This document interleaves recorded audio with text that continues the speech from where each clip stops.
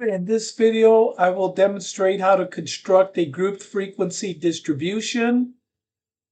We are given a set of numbers. We have to group them into 7 classes.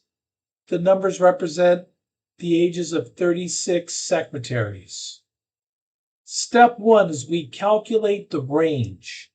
The range is the highest value, 65, minus the lowest value, 18. That's equal to 47. We then calculate the class width, which is the range, 47, divided by the number of classes. In the problem, they state that they want 7 classes. 47 divided by 7, we get a decimal answer, 6.714. Always round up to the next whole number, 7. Next, we construct a table. There are 4 headings: class, class boundaries, tally, frequency. Our next step is we first find the lower class limits. We begin with the smallest value, which is 18, or the lowest value, 18. And then we just repeatedly add the class width, which is 7. 18 plus 7 is 25. 25 plus 7, 32. 32 plus 7 is 39, and so on, until we get all the lower limits. Now we have to calculate the upper limits.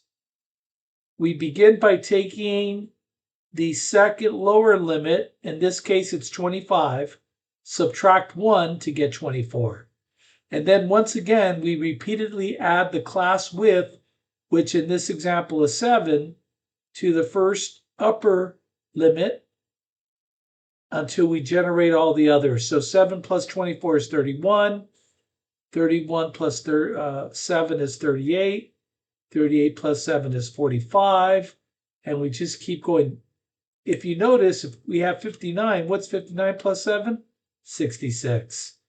So we've now grouped the data values. There are 7 groups. We have to compute the class boundary limits next. The class boundary limits closes the gaps between the groups. Whenever we have whole numbers, as we do in this example, we subtract 0.5 from the lower limit, add 0.5 to the upper limit. 18 minus 0.5 is 17.5. 24 plus 0.5 is 24.5. And then just repeat that process for all the other class limits. 25 minus 0.5 is 24.5. 31 plus 0.5, 31.5, and so on until we have all of the class boundary limits. Our next step is to tally the data. And to tally the data, we will go ahead and find out where each data value falls into the class. So for example, 19 will fall into the first class. So we just have to determine which class each data value falls into and place a tally mark. And then the final step is, once we've completed the process of tallying the data, is we add up all the tally marks to get the frequencies. So it turns out that 10 data values falls in the first class. The frequency is 10. 13 data values falls in the second class. The frequency is 13. 7 falls in the third class. 3 in the fourth class.